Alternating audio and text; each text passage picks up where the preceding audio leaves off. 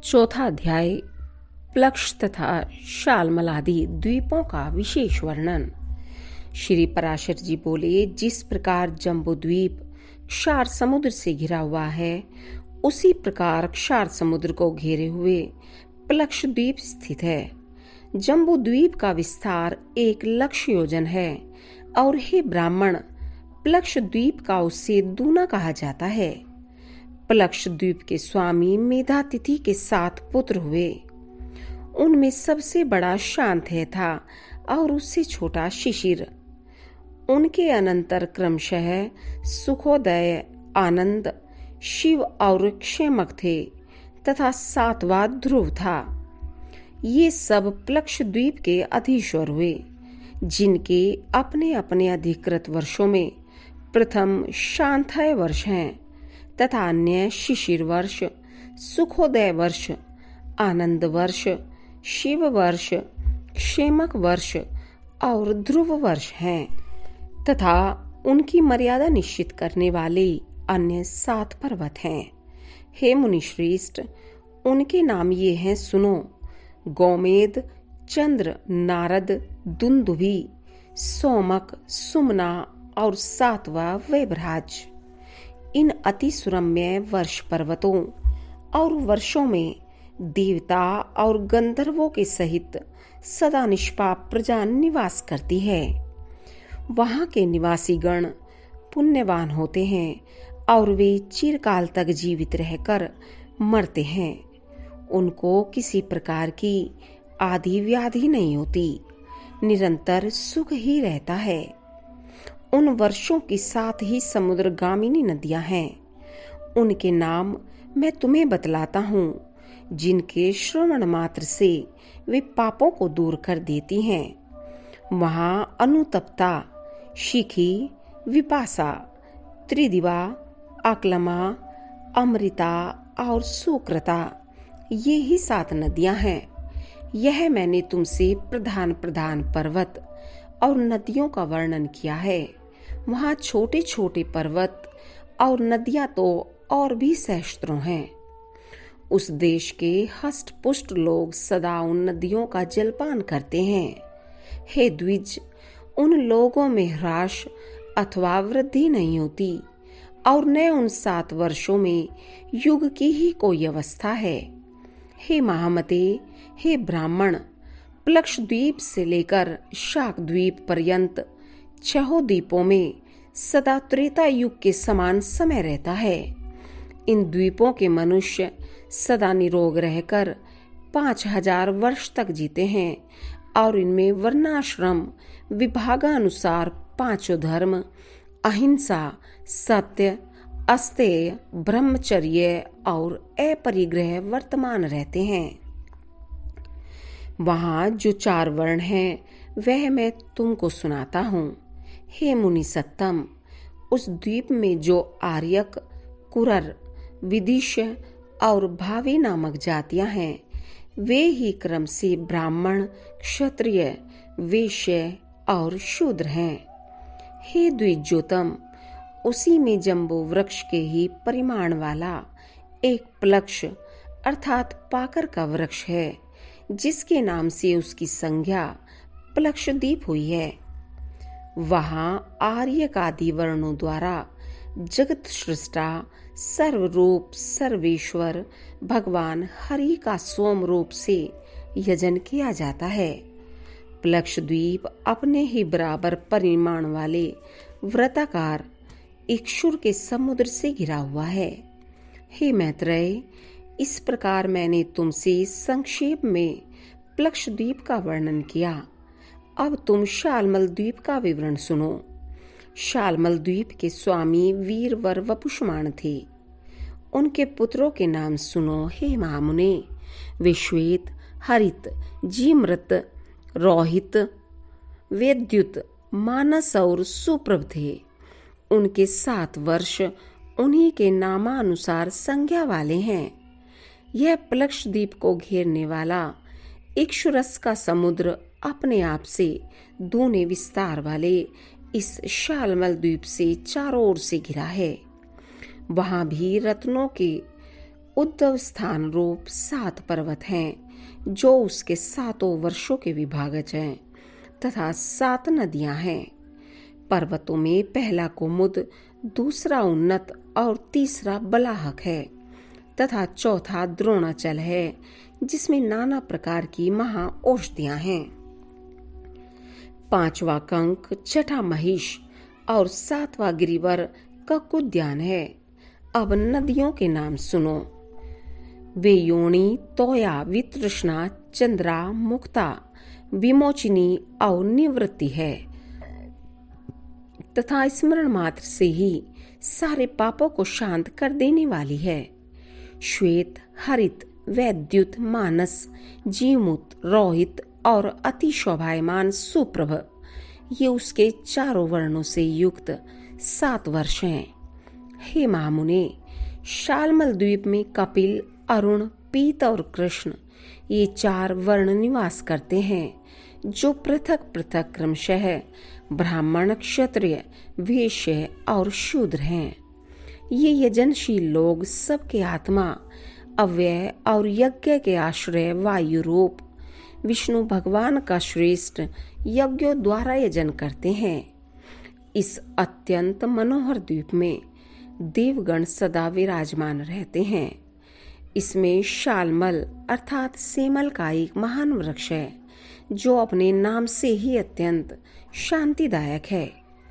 यह द्वीप अपने समान ही विस्तार वाले एक मदिरा के समुद्र से सब ओर से पूर्णतया घिरा हुआ है और यह सुरा समुद्र शालमल द्वीप से दूने विस्तार वाले कुश द्वीप द्वारा सब ओर से परिवेष्टित है। कुश द्वीप में वहां के अधिपति ज्योतिष्मान के 7 पुत्र थे। उनके नाम सुनो। वे उद्वित, वेणुमाण, वैरथ, लंबन, धृति, प्रभाकर और कपिल थे। उनके नामानुसार ही वहां के वर्षों के नाम पड़े। उसमें दैत्य और दानवों के सहित मनुष्य तथा देव, गंधर्व, यक्ष और किन्नर आदि निवास करते हैं। हे महामुने, वहां भी अपने अपने कर्मों से तत्पर दमी, शुष्मी, स्नेही और मंदेही नामक 4 ही वर्ण हैं जो क्रमशः ब्राह्मण, क्षत्रिय, वैश्य और शूद्र ही हैं। अपने प्रारब्ध क्षय के निमित्त शास्त्रानुकूल कर्म करते हुए वहां कुश द्वीप में ही वे ब्रह्मरूप जनार्दन की उपासना द्वारा अपने प्रारब्ध फल के देने वाले अत्युग्र अहंकार का क्षय करते हैं। हे महामुने, उस द्वीप में विद्रुम, हेमशैल, द्युतिमान, पुष्पवान, कुशेशय, हरि और 7वां मंदराचल, ये 7 वर्ष पर्वत हैं तथा उसमें 7 ही नदियां हैं। उनके नाम क्रमशः सुनो। विद्युत पापा, शिवा, पवित्रा, सम्मति, विद्युत, अंबा और मही हैं। ये संपूर्ण पापों को हरने वाली हैं। वहां और भी सहस्त्रों छोटी छोटी नदियां और पर्वत हैं। कुश द्वीप में एक कुश का झाड़ है, उसी के कारण उसका यह नाम पड़ा है। यह द्वीप अपने ही बराबर विस्तार वाले घी के समुद्र से घिरा हुआ है और वह घृत समुद्र क्रोच द्वीप से परिवेष्टित है। हे महाभाग, अब इसके अगले क्रोंच नामक महाद्वीप के विषय में सुनो, जिसका विस्तार कुशद्वीप से दूना है। क्रोंच द्वीप में महात्मा द्युतिमान के जो पुत्र थे, उनके नामानुसार ही महाराज द्युतिमान ने उनके वर्षों के नाम रखे। हे मुने, उसके कुशल, मंदक, उष्ण, पीवर, अंधकारक, मुनि और दुंदुभि, ये 7 पुत्र थे। वहां भी देवता और गंधर्वों से सेवित अति मनोहर 7 वर्ष पर्वत हैं। हे महाबुद्धे, उनके नाम सुनो। उनमें पहला क्रोंच, दूसरा वामन, तीसरा अंधकारक, चौथा घोड़ी के मुख के समान रत्नमय स्वाहिनी पर्वत, 5वां दिवाव्रत, छठा पुंडरीकवान और 7वां महापर्वत दुंदुभी है। वे द्वीप परस्पर एक दूसरे से दूने हैं और उन्हीं की भांति उनके पर्वत भी उत्तरोत्तर द्विगुण हैं। इन सुरम्य वर्षों और पर्वत श्रेष्ठों में देवगणों के सहित संपूर्ण प्रजा निर्भय होकर रहती है। हे महामुने, वहां के ब्राह्मण, क्षत्रिय, वैश्य और शूद्र क्रम से पुष्कर, पुष्कल, धन्य और तीक्ष्य कहलाते हैं। हे मैत्रेय, वहां जिनका जलपान किया जाता है उन नदियों का विवरण सुनो। उस द्वीप में 7 प्रधान तथा अन्य सैकड़ों क्षुद्र नदियां हैं।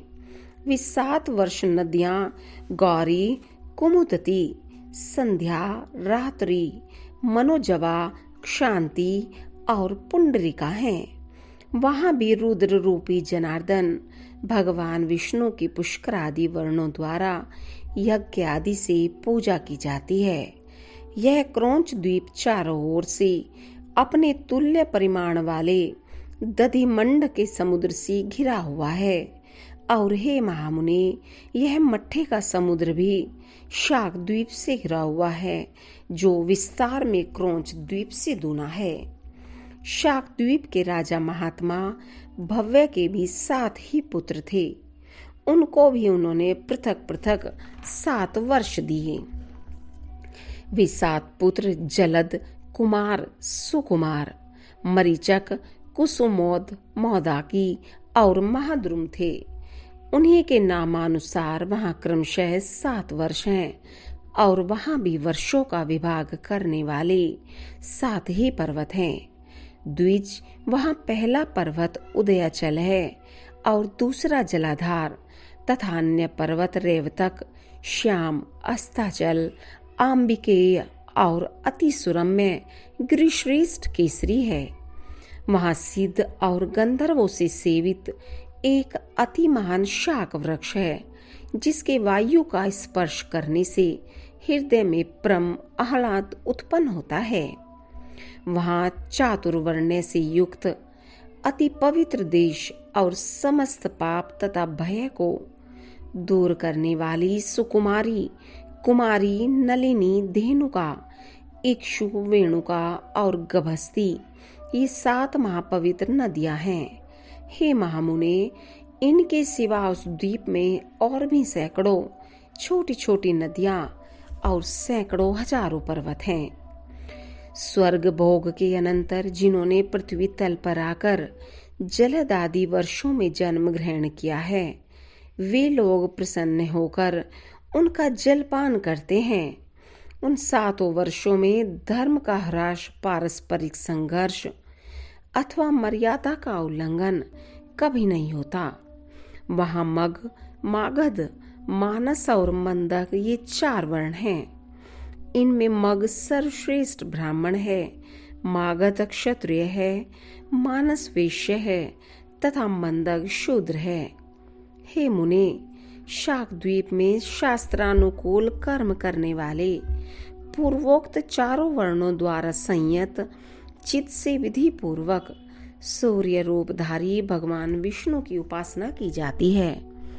मैत्रेय, वह शाक द्वीप अपने ही बराबर विस्तार वाले मंडलाकार दुग्ध के समुद्र से घिरा हुआ है। और हे ब्राह्मण, वह क्षीर समुद्र शाक द्वीप से 2 परिमाण वाले पुष्कर द्वीप से परिवेष्टित है। पुष्कर द्वीप में वहां के अधिपति महाराज सवन के महावीर और धातकी नामक 2 पुत्र हुए। अतः उन दोनों के नामानुसार उसमें महावीर खंड और धातकी खंड नामक 2 वर्ष हैं। हे महाभाग, इसमें मानसोत्तर नामक एक ही वर्ष पर्वत कहा जाता है, जो इसके मध्य में वलयाकार स्थित है तथा 50 सहस्त्र योजन ऊंचा और इतना ही सब और गोलाकार फैला हुआ है। यह पर्वत पुष्कर द्वीप रूप गोले को मानो बीच में से विभक्त कर रहा है और इससे विभक्त होने से उसमें 2 वर्ष हो गए हैं। उनमें से प्रत्येक वर्ष और वह पर्वत वलयाकार ही है। वहां की मनुष्य रोग, शोक और राग द्वेष आदि से रहित हुए 10 सहस्त्र वर्ष तक जीवित रहते हैं। हे द्विज, उनमें उत्तम, अधम अथवा वध्यवधक आदि भाव नहीं है और न उनमें ईर्ष्या, असूया, भय, द्वेष और लोभ आदि दोष ही हैं।